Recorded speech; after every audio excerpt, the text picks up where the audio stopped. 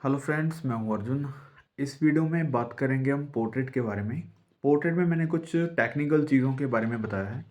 जैसे यहाँ पे एक शेप ले रहे हैं पोर्ट्रेट की। मैं किसी एक मेथड के बारे में नहीं बताऊंगा। हम समझते हैं कि एक्चुअली में पोर्ट्रेट होता कैसे है, कैसे उसमें शेड देते हैं, कैसे उसमें चीज़ें ऐड करते हैं। तो स्टेप बाय स्टेप चीज़ों को पकड़ते हैं। जैसे हम सबसे पहले एक बेसिक शेप लेते हैं, जैसे मैंने ये ले ली है। अगर हम बिल्कुल बेसिक पे जाते हैं तो वहाँ पे बात आती है स्कल की। तो स्कल स्टडी में हमें चीज़ें देखनी होती है कि कहाँ पे कौन-सी चीज़ ऐड हो रही है। फॉर एग्ज़ाम्पल यहाँ पे आप देख रहे हैं एक स्कल को, वहाँ पे आपको पता चल रहा है कि आईज़ कहाँ पे आ रही है, नोज़ कहाँ पे बनेगा या फिर चिन कहाँ पे आ रही है, ये लिप्स कहाँ पे आ रहे हैं। ये सारी चीज़ों के बारे में आपको बेसिक पता चल जाता है। जैसे हम पोर्ट्रेट में 3 पॉइंट्स लेते हैं, फोरहेड, नोज़ और चिन तक का जो पॉइंट है सेम रहता है। अगर हम एक साइड से लाइट डाल देते हैं, तो एक साइड हमारे पास लाइट आती है, एक साइड हमारे पास हल्का-सा डार्क आता है। तो मैं टोन के बारे में बाद में बताऊँगा। इसकी शेप लेते समय आपको ये देखना है कि कहाँ-कहाँ पे आईज़ बननी है, कहाँ पे नोज़ बनना है, कहाँ पे हमारा फोरहेड आ रहा है। तो ये चीज़ें हमें टेक्निकली पता होनी चाहिए। हमें ये बेसिक चीज़ें हैं, इनके बारे में आपको सबसे पहले पता होना चाहिए, कहाँ पे कौन-सी चीज़ आ रही है। अगर हम बिल्कुल स्कल स्टडी करते हैं तो ज़्यादा बेसिक हो जाएगा, इसलिए मैं चीज़ों को समझाने के लिए इसकी फॉर्म ले रहा हूँ।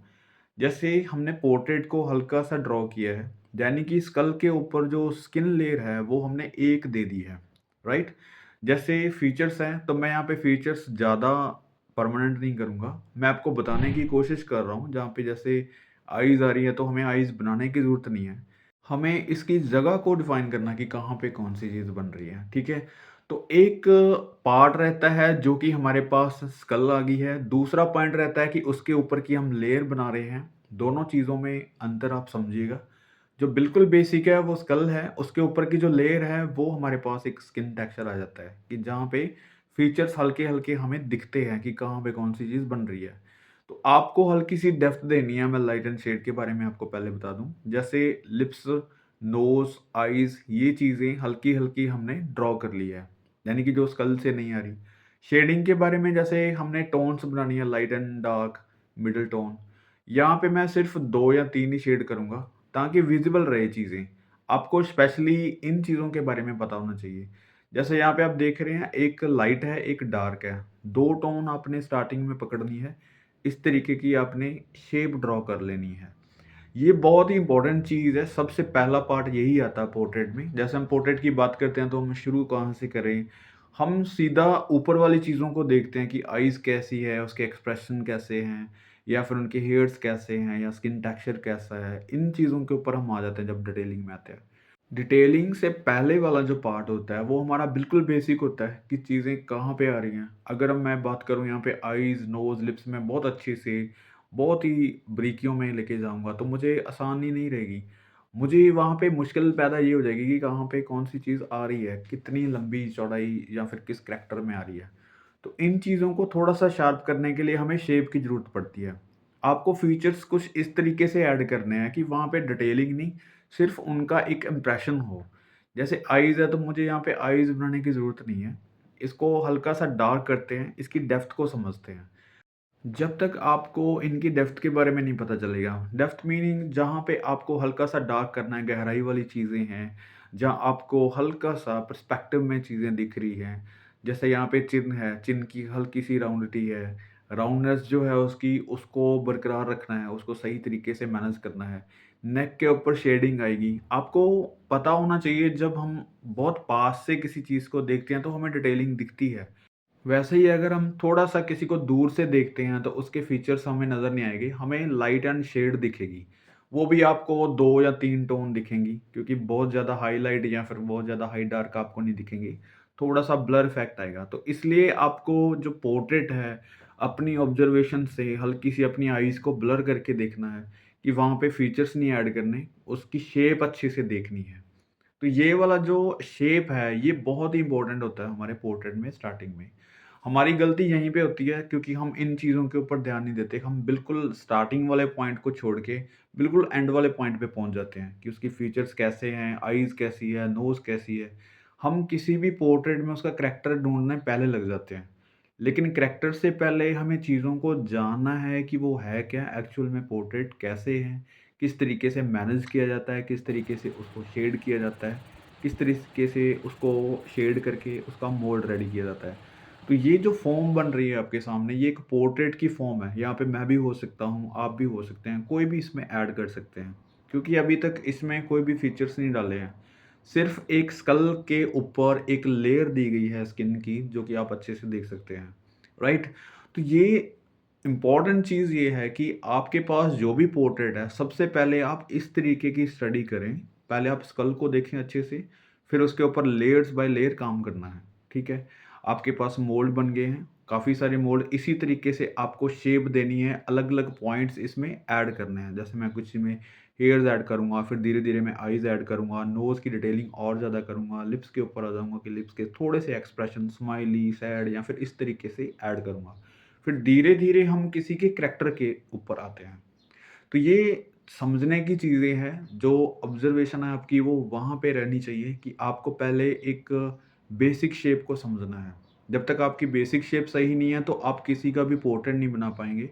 आपको लगेगा कि आपकी ड्राइंग सही नहीं है, कभी आपको लगेगा कि इसकी आईज़ मैच नहीं हो रही हैं, कभी आपको लगेगा कि नोज़ थोड़ा-सा टेढ़ा हो गया है या फिर इसके कान सही नहीं बन रहे हैं। मतलब कहीं न कहीं वो प्रॉब्लम खटकती है।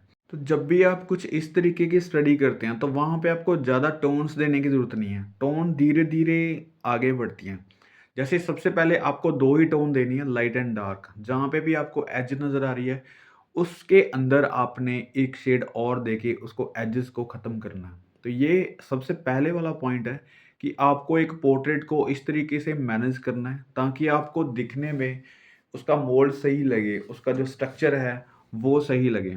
उसको धीरे-धीरे जैसे मैं यहाँ पे हल्की-सी लाइनों से उसको ठीक कर रहा हूँ, जहाँ पे मुझे ज़रूरत है करने की, मैं विज़िबल कर रहा हूँ। तो इस तरीके से मैनेज करना है। तो ये था हमारा फर्स्ट स्टडी। दूसरी स्टडी में मैं आपको बताने की कोशिश कर रहा हूँ कि इसको थोड़ा-सा एंगल चेंज करते हैं। एंगल चेंज करते हैं और इसमें हल्के से फीचर्स ऐड करते हैं। मतलब जैसे हेयर्स हो गए या फिर कोई भी करैक्टर ले लो। फॉर एग्ज़ाम्पल सबसे पहले मैं इसकी शेप बताऊँगा आपको कि किस तरीके से हम कोई भी ले लेते हैं। फॉर एग्ज़ाम्पल ये चीज़ ले लेते हैं, इस साइड ले लेते हैं एंगल। क्योंकि जो भी आपके एंगल्स रहेंगे उसको धीरे-धीरे आपने सीखना है। जैसे लुम्बीज़ मेथड में इस तरीके से दिखाया गया है, मैंने रेफ़रेंस में ये रखा है। आप इसी शेप को लेके कोई भी करैक्टर बना सकते हैं। मतलब मेन जो स्ट्रक्चर है आपका, उसको अच्छे से समझना है पहले आपने कि किस तरीके से हमें बनाना है। जो फीचर्स आ रहे हैं, वो कैसे मूव कर रहे हैं। जैसे यहाँ पे नोज़ बनेगा, राइट? तो इस तरीके से मैं हल्की-हल्की चीज़ें आपको बता रहा हूँ। ज़्यादा मैं डिटेलिंग में नहीं जाऊँगा पहले। मैं आपको धीरे-धीरे उस चीज़ों के बारे में बताऊँगा जो आपके लिए ज़रूरी है। पोर्ट्रेट में सबसे इम्पोर्टेंट चीज़ ये है कि आपको मैनेज करना आना चाहिए उसको। क्योंकि आपके जो फीचर्स हैं उसी तरीके से काम करेंगे जैसे आपका मोल्ड बना हुआ है। जो आपने हल्के-हल्के मोल्ड बनाए हैं, काफ़ी सारी स्केचिंग की होगी, तो आपको वहाँ पे प्रॉब्लम नहीं आएगी। हर बार आपको ऐसे ही स्ट्रक्चर बना के काम करना है। आपको धीरे-धीरे उसमें डिटेलिंग की तरफ जाना है। जैसे बिल्कुल बेसिक सी शेप है, अब हल्का-सा हम इसको ऐड करते हैं डिटेलिंग के अंदर। जैसे यहाँ पे हेयर बना सकते हैं। तो मेरे माइंड में अभी कोई भी करैक्टर नहीं है, लेकिन हम कोई भी करैक्टर बना सकते हैं यहाँ पे। सबसे पहले मैं आपको बता दूँ, जैसे आईज़ है, नोज़ है, लिप्स हैं, इस तरीके से हल्का-सा शेड देके कि किसी भी तरीके से वहाँ पे शेड देनी है, वहाँ पे भी हम मोल्ड ही बनाएँगे। जो फर्स्ट बनाया था वो एक स्किन टेक्सचर का फर्स्ट लेयर था। अब मैं थोड़ा-सा इसको एडवांस में रखता हूँ, क्योंकि चीज़ें धीरे-धीरे आपने स्टडी करनी है। एक ही बार में अगर आप सीधा पोर्ट्रेट बनाते हैं तो नहीं बनता, जैसे मैंने पिछली बार बोला था आपको। अभी क्या है, हमारे पास लुमीज़ मेथड से बाहर निकल के फ्री हैंड ड्राइंग ये बनती है। अब इसको मैनेज करना है, जैसे फोरहेड हो गया, नोज़ हो गया, लिप्स हो गए। इनके एंगल्स भी आपने करने हैं। जैसे अगर मैं बताऊँ आपको कि किसी भी तरीके का पोर्ट्रेट आप बनाते हैं, अगर मान लो साइड पोज़ बना रहे हैं, तो साइड पोज़ का नोज़ भी बनाना आना चाहिए आपको। साइड पोज़ में आपको लिप्स भी बनाने आने चाहिए, आईज़ भी बनानी आनी चाहिए। साइड पोज़ में आपका कान किस तरीके से बन रहा है, उसकी ड्राइंग भी आनी चाहिए। तभी ये पोर्ट्रेट सही बनते हैं। यानी कि जो मोल्ड है बन रहा है आपका, जो स्ट्रक्चर बन रहा है, वो भी आपका उसी एंगल में हो, उसी एंगल में आपको फीचर्स भी ऐड करने हैं, ठीक है? तो ये देखो, अभी मैं हल्का-सा डार्क कर रहा हूँ यहाँ पे। हम यहाँ पे आईज़ नहीं बना रहे हैं, लेकिन एक शेप जो बन रही है उसमें कोई गलती नहीं होनी चाहिए। उसको आप बड़े अच्छे से मैनेज करें, देखें इसको, क्योंकि जो आप शेडिंग कर रहे हैं उसमें प्रॉब्लम आ रही है। जब आप फीचर्स डाल रहे हैं फिर उसमें प्रॉब्लम बढ़ती है, कम नहीं होती है। आप चाहे जितनी मर्ज़ी अच्छी शेडिंग कर लो, चाहे मर्ज़ी अच्छी उसमें डिटेलिंग कर लो, चाहे आप किसी स्टाइल में चले जाओ कि हैचिंग स्टाइल किया था या फिर क्रॉस हैचिंग किया था या फिर चारकोल या ऐसे मटेरियल में चले जाएँगे, तब भी वो प्रॉब्लम जो है वो छुपेगी नहीं, वो ज़्यादा दिखेगी। क्योंकि डिटेलिंग में चीज़ें हमारी फ्लैट बन रही हैं। फ्लैट चीज़ों में गलतियाँ ज़्यादा देखी जाती हैं, 3D के मुकाबले। अब हम क्या कर रहे हैं, एक साइड से लाइट है जैसे ऊपर, मैं आइज़ के अकॉर्डिंग वहाँ पे डेप्थ दे रहा हूँ। वहाँ पे आइज़, नोज़, लिप्स इस तरीके से नहीं बना रहा हूँ कि वहाँ पे डिटेलिंग हो। लेकिन उसको मैनेज कर रहे हैं, जैसे ये लिप्स वाला पॉइंट आ गया। अब हमारे पास जो पोर्ट्रेट का स्ट्रक्चर है वो हमें पता चल रहा है कि इसकी मूवमेंट किस साइड है, इसका जो देखने का तरीका होगा कैसा होगा, या फिर ये किस टाइप का बन सकता है। इसको करैक्टर में डालेंगे तो ये वाला पोज़ किस तरीके से मैनेज हो सकता है, ठीक है? तो ये मैंने शेड कर दी, हल्का-सा हेयर ऐड कर दिया उसमें, हेयर कर दिया। अब आप देख रहे हैं यहाँ पे आइज़, नोज़, लिप्स ये हल्के-हल्के पॉइंट्स हैं। मैं किसी भी चीज़ के ऊपर फ़ोकस नहीं कर रहा हूँ कि मैं आइज़ बहुत अच्छे से बनाऊँगा या नोज़ बहुत ही ज़्यादा डिटेलफुल होगा, कुछ भी नहीं है। हल्की-सी हमने टोन दी है। जो पहले हमने स्ट्रक्चर बनाया था वो लेयर थी फर्स्ट, और इसमें हमने हल्का-सा ऐड कर दिया है हेयर्स या फिर थोड़ा-सी डिटेल ऐड कर दिया है। अब हम किसी और एंगल से ट्राई करते हैं, जैसे कोई फ्रंट फेस हो, क्योंकि ये कॉमन से फेस हैं। इस तरीके से हम स्टडी कर सकते हैं। सबसे पहले आपने वही चीज़ें लेनी है। मैं यहाँ पे मोल्ड पहले नहीं लूँगा। मैं आपको कोशिश करूँगा बताने की कि आपको किस तरीके से स्टडी आगे-आगे लेके जानी है। अब आपको मोल्ड के बारे में पता है, डेप्थ के बारे में पता है, हल्की-सी और शेडिंग के बारे में पता है, राइट? जैसे हमने 2 स्केचेस पिछले बनाए हैं, उसको देख के। अब यहाँ पे आपको पता होना चाहिए कि आइज़ आ रही हैं, यहाँ पे आइज़ का लाइन आ गया, यहाँ पे नोज़ बन रहा है, ठीक है? उसके बाद जो नीचे वाला पॉइंट रह गया, उसके सेंटर से हमें लिप्स बनाना है। तो एक साइड से वो लाइट आ रही है, लाइट जिस तरफ से आ रही है तो उस तरफ हम एक पार्ट छोड़ेंगे, दूसरी तरफ हम शेड करते हैं। तो मैं यहाँ पे हल्का-सा फास्ट करके आपको बताता हूँ। ये आ गई शेप हमारे पास, और यहाँ पे हेयर बना देंगे हम कोई भी स्टाइल में, ठीक है? तो इस तरीके से मैनेज कर लिया। अब यहाँ पे आ रहे हैं लिप्स। जैसे नीचे वाले पार्ट को छोड़ के हल्का-सा ऊपर लिप्स बनाते हैं, यानी कि चिन वाला पॉइंट ज़्यादा होता है, नोज़ और लिप्स में स्पेस कम होती है। इस तरीके से इसको मैनेज करना है। अब हम एक तरफ से शेड कर सकते हैं, ठीक है? जैसे हमने मोल्ड बनाया था वैसे ही एक तरफ शेड करनी है, एक तरफ लाइट छोड़नी है।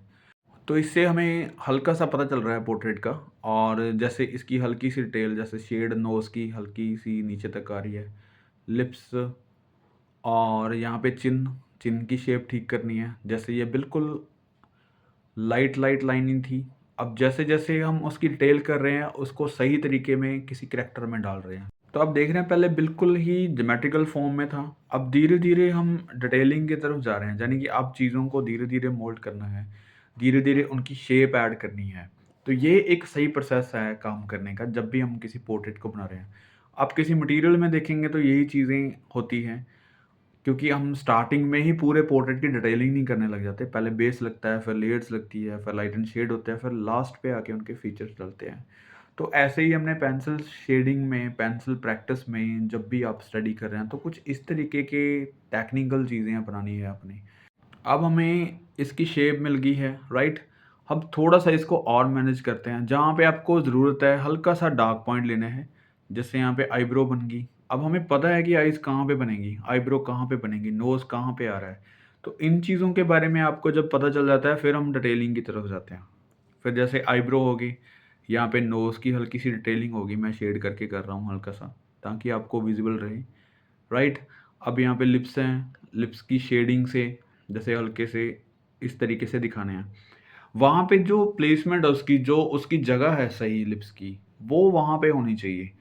अगर हम आइज़ पहले बनाते हैं, फिर नोज़ बनता है, फिर लिप्स बनते हैं, तो बाद में हमें पता चलता है पोर्ट्रेट बना के कि कहीं न कहीं कुछ गलती हो गई है। हमारे लिप्स कुछ एक साइड हो गए हैं, या फिर नोज़ सही नहीं बन रहा है, या फिर आइज़ में जो डिस्टेंस है दोनों में वो कम हो गया है। मतलब काफ़ी सारी चीज़ें हैं, जो मैंने भी कभी फेस की हैं।